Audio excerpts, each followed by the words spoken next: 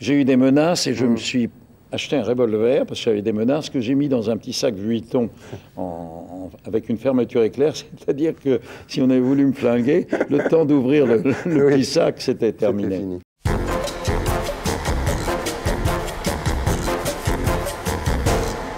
On se retrouve avec Gérard Houry pour son entrée à l'Académie des Beaux-Arts. Gérard Houry, bonsoir. Bonsoir. Alors, le 1er mars dernier, donc, vous entriez à l'Académie des Beaux-Arts au fauteuil de René Clément.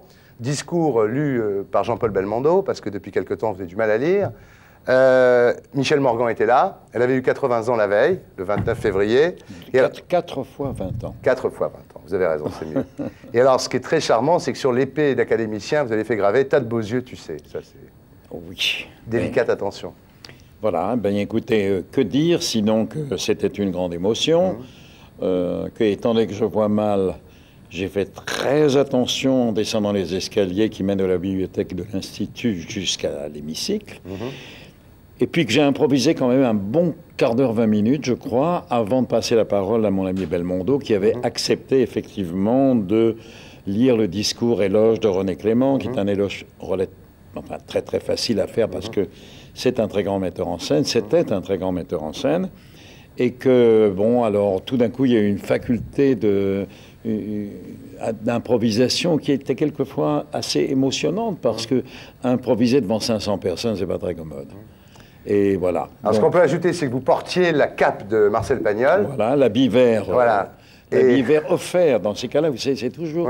l'habit et l'épée sont offerts en général pour tous les académiciens. Les membres des 5 académies sont offerts en général par une souscription d'amis. Alors c'était André Bettencourt qui présidait le comité pour l'épée. Donc le costume, l'épée et puis la cape de Marcel Pagnol, j'étais entièrement équipé. Bien, ben Pierre Becquet y est allé pour nous, Magnéto.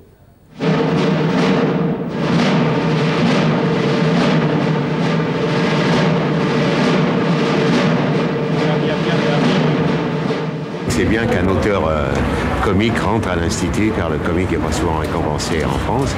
Et ça, c'est formidable, un homme qui a fait rire des millions de Français rentre ici. Oh ben écoutez, c'est un petit peu émotionnant, hein, c'est un peu le crack. C'est la première fois de ma vie que je viens ici. Donc déjà, je trouve ça assez émouvant. Et puis évidemment, à cause de mon père, ça l'est encore beaucoup plus. Bah, écoutez, je l'ai appelé tout à l'heure. Je lui ai demandé comment il se sentait. Et il avait l'air assez serein. Vous allez lui dire quoi à Gérard Houry pour féliciter? Eh bien, que je suis venu en grande vadrouille ici, que je suis fier de lui. Je vais l'embrasser. Surtout l'embrasser. Merci. Nous avons le plaisir aujourd'hui de recevoir parmi nous M. Gérard Houry.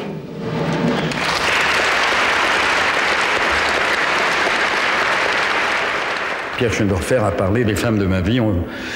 Oui, c'est vrai, on dit que la femme est l'avenir de l'homme.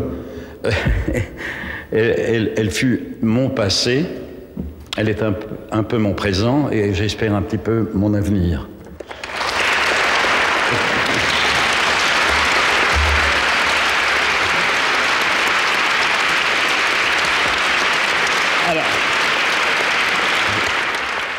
Oh, j'étais très ému, c'était charmant, il a été drôle, évidemment. J'avais l'impression que toutes ces personnes d'un âge certain étaient comme des enfants, avec leurs jouets, leurs vedets. Et c'était comme un grand jardin d'enfants, de gens qui ont tout un passé, qui ont fait des choses et tout ça, qui se retrouvent ensemble pour deviser, bavarder. Je trouve que c'est un endroit tout à fait charmant. Un petit signe pour Jen. Un petit signe. Merci Pierre Becquet. Quel moment ça a dû être pour vous. Quand les tambours se mettent à rouler, on ne sait pas si on va monter à la guillotine. Est-ce que ça rappelle... Vous aviez déjà vécu un moment de cette intensité?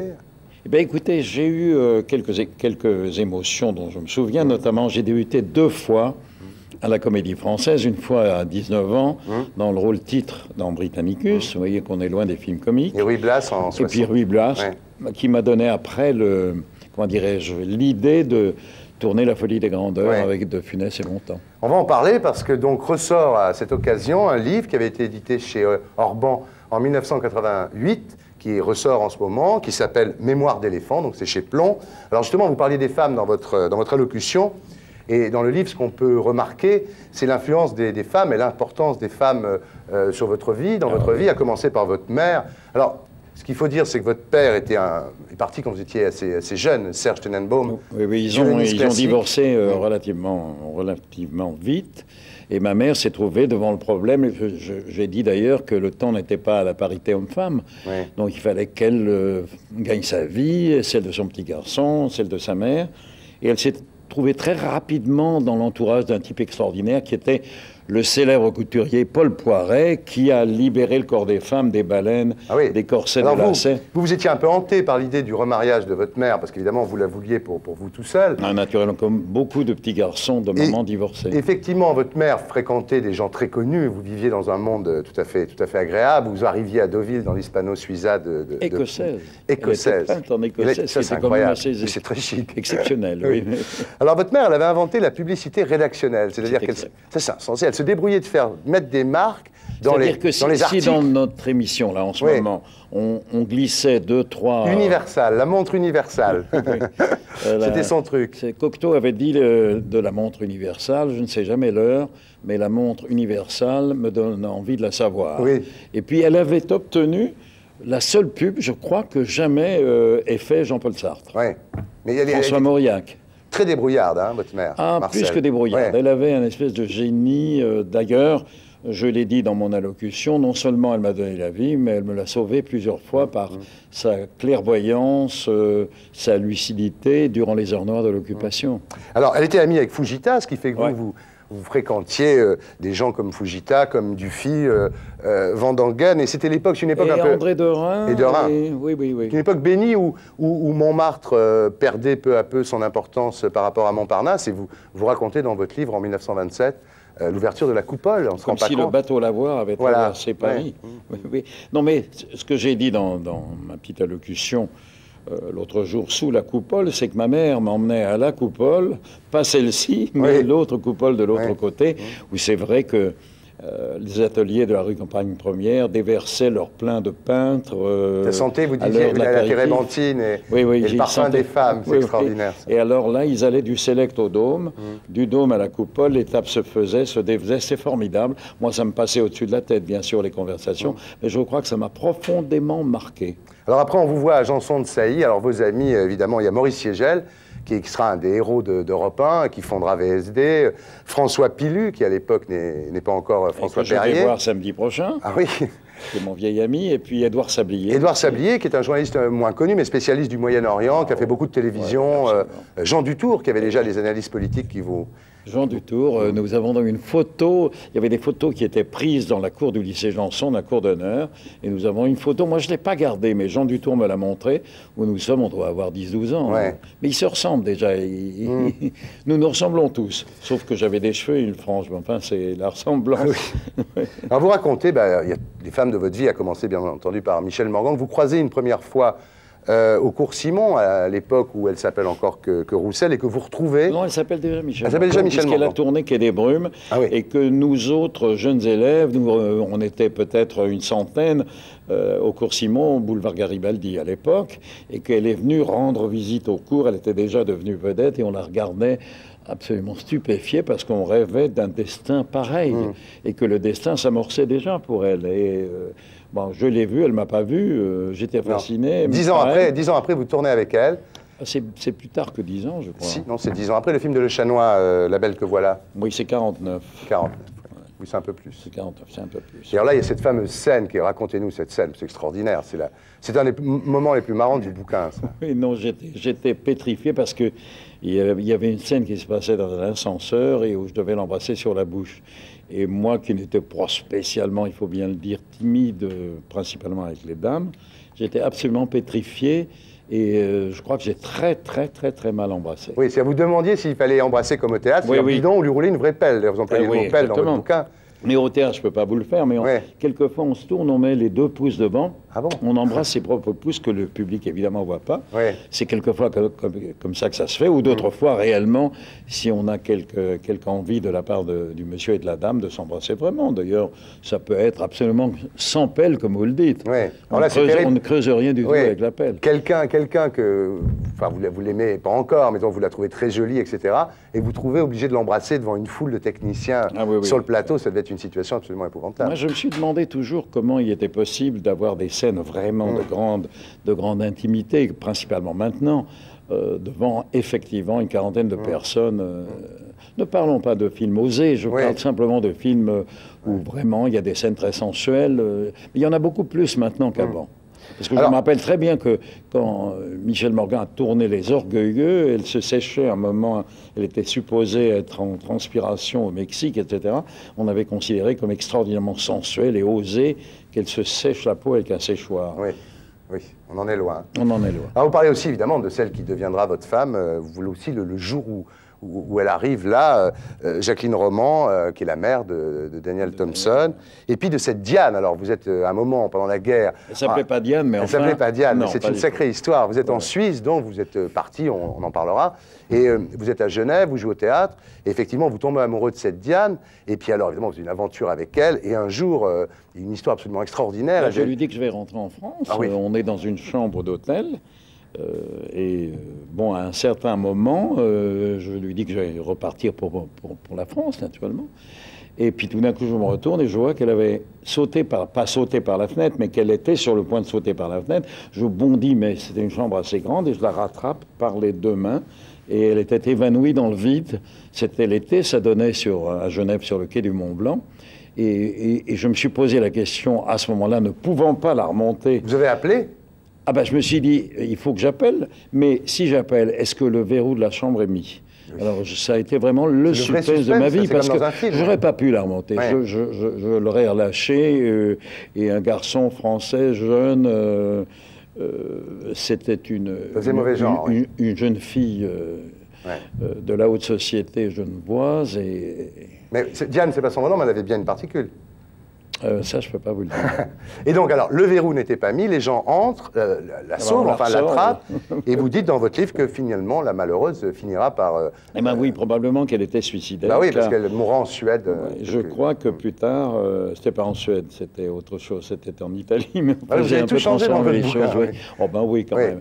Et elle sait un jour, c'est une jeune femme, plus tard, ayant eu, je crois, 1 ou 2 enfants, qui s'est flanquée par la fenêtre. Vous voyez, donc c'était... C'était quelque part dans sa tête, oui.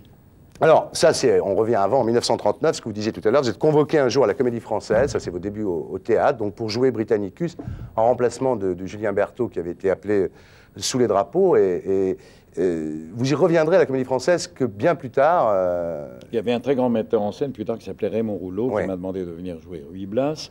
Et c'est de ça qu'a découlé La Folie des Grandeurs avec De Funès et Montand. Alors, toute chose, toute brindille peut servir à faire un feu. Surtout que, en train de jouer ça, ce drame extraordinaire. D'ailleurs, il m'est arrivé un incident, c'est que j'avais une espèce de culotte en velours frappé. Et que le général de Gaulle est venu à la représentation. Et tout d'un coup, au dernier acte, j'ai fait un grand mouvement comme ça pour dégainer mon épée. Et le pantalon s'est fendu à l'intérieur. J'ai joué tout le reste de la pièce, les genoux croisés, si j'ose dire. Vous racontez la guerre aussi. Il y a des scènes absolument à la fois tragicomique comme toujours, c'est-à-dire l'exode, avec, vous allez chercher Jacqueline Roman qui a toutes ses valises sur le trottoir, et votre mère, vous s'entendez pas très bien avec votre mère, et qui dit non, mais on prend pas toutes ces valises, et l'autre disait mais pourquoi on prend les vôtres, et pourquoi on prend pas les miennes, et vous étiez déchiré. Absolument l'inconscience, absolument, on était d'ailleurs tellement jeune, et puis bon, c'était la débâcle, on quittait Paris précipitamment avant que les Allemands n'arrivent, c'est l'exode, c'est ce qu'on a appelé l'exode, mais dans des conditions incroyables, toujours entouré de femmes. J'étais entouré uniquement avec des femmes et un chat blanc. Alors vous partez donc, vous partez à Marseille, à Monaco, ensuite à Genève, c'est dont on parlait il y a un moment. Et là, il y a une scène aussi qui est très étonnante, c'est quand Jacqueline Roman va à Vichy en disant, moi je vais aller plaider la cause de Gérard. Donc, elle était enceinte. Enceinte, et elle approche le plus près possible du maréchal jusqu'à Ménétrel. Elle a dit, je vais aller trouver le maréchal et lui dire que ces lois sont injustes. Oui, et elle a réussi quand même, ce qui est extravagant. On ne savait pas où elle était passée. Elle était partie en cachette de moi. Elle a quand même réussi à voir le docteur Ménétrel, qui était dans l'entourage de Pétain. L'entourage de Pétain, très proche de lui. Bon, enfin, le docteur Ménétrel n'a rien fait d'autre que de l'envoyer à un dénommé Xavier Falat, qui était commissaire aux affaires juives et qui était une vraie, ordure. Oui, il était moins ordure que Darquier de Pellepoix par la suite, oui. Mais enfin, il était quand même un type dégueulasse.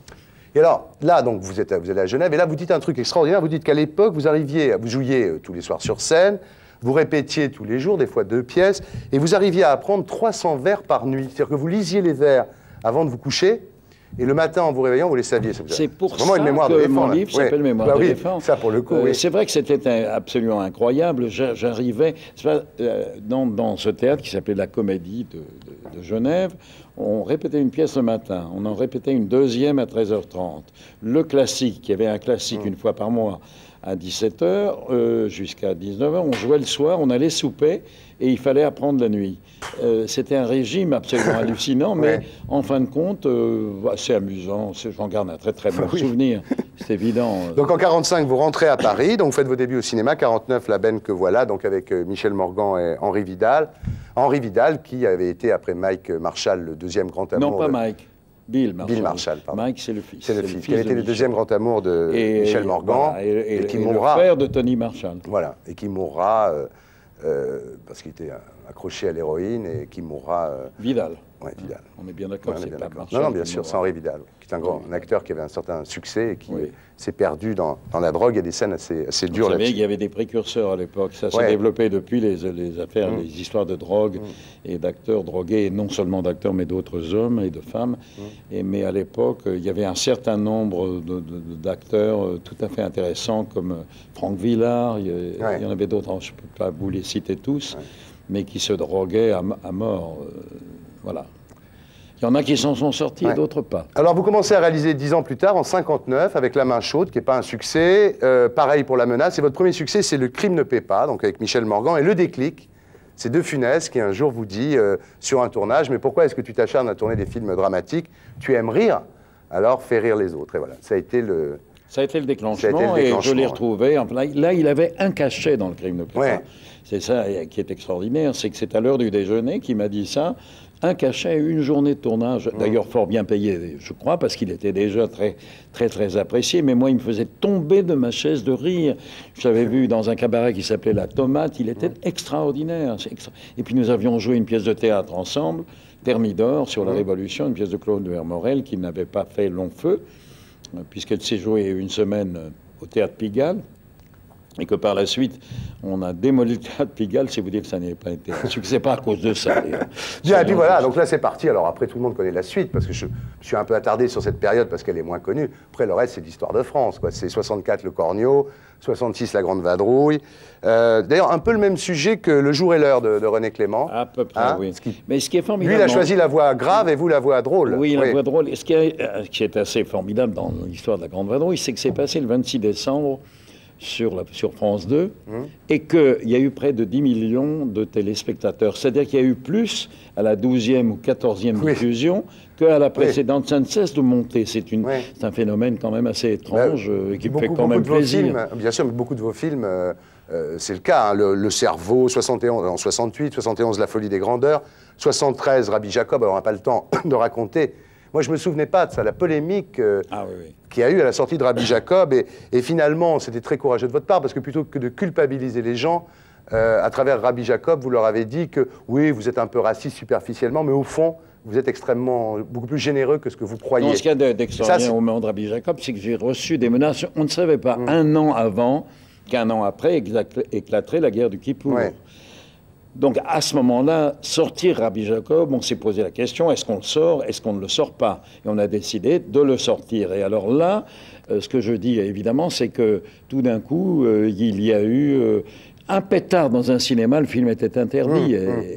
Et voilà. Alors, je ne me souvenais pas de ça. J'ai eu des menaces et je me suis acheté un revolver, parce que j'avais des menaces que j'ai mis dans un petit sac Vuitton avec une fermeture éclair, c'est-à-dire que si on avait voulu me flinguer, le temps d'ouvrir le petit sac, c'était terminé. Fini. Alors, bon, voilà, et aujourd'hui, alors vous avez un projet qui s'appelle Un calcul malheureux, c'est ça, non? Ah non, c'est pas un calcul malheureux. C'est quoi? C'est qu'au contraire, c'est un calcul miraculeux. Ah! Et calcul ne veut pas dire une opération mathématique, ça veut dire tout autre chose. Ah bon, d'accord. Vous travaillez là-dessus, là? Ça peut être... Ça peut être le prochain? Ça peut être un calcul dans le rein, par exemple. Ah oui, d'accord. Vous avez un autre livre en chantier? Alors, j'ai un autre livre, j'hésite sur le titre, et tout d'un coup, en venant à votre émission, sans que mon éditeur, de nouveau Olivier Orban, le sache, je vais le tester sur vous, parce que je l'ai trouvé il y a 5 minutes. Allez. Alors, on y va? Oui. Ouri Henri Ahuri. C'est pas mal, oui. Il y en a eu des Ouri Oura ou des Ouri... la presse en a fait pendant des années. Il y a eu de Jean Douché dans Art, sur mon premier film, Haro sur Ouri, et 2 ans plus tard, François Chalet, Oura Ouri. Voilà. Alors j'ai eu les deux. Mais je crois que tout ça fait... Ça sera notre conclusion. Ça fait un amalgame sur l'ensemble d'une vie. Mais vraiment, je crois que vraiment ce qui est merveilleux, c'est la famille, le métier, les femmes et l'amour, ce qui se confond. Oui. Merci en tous les cas. On aurait aimé vous garder plus longtemps, mais c'est la loi du genre, c'est un quart d'heure. Merci à vous. Merci en tous les cas. Alors je rappelle le titre, je vous félicite d'abord pour l'Académie des Beaux-Arts, si je peux me permettre. Et puis, vous avez dit en parlant de l'Académie des Beaux-Arts, on ne doit pas rester des potiches. Donc, j'espère on va essayer d'être actif. Il y a 2 sièges pour lesquels nous allons avoir des élections. Voilà, et puis faites des trucs, il faut aider les jeunes, etc. Voilà, j'espère que vous allez... On est 3, on va être 5, on va essayer de faire du travail. Bien. Et pour être sûr de ne rien rater de Inarditube, abonnez-vous et mettez un pouce bleu.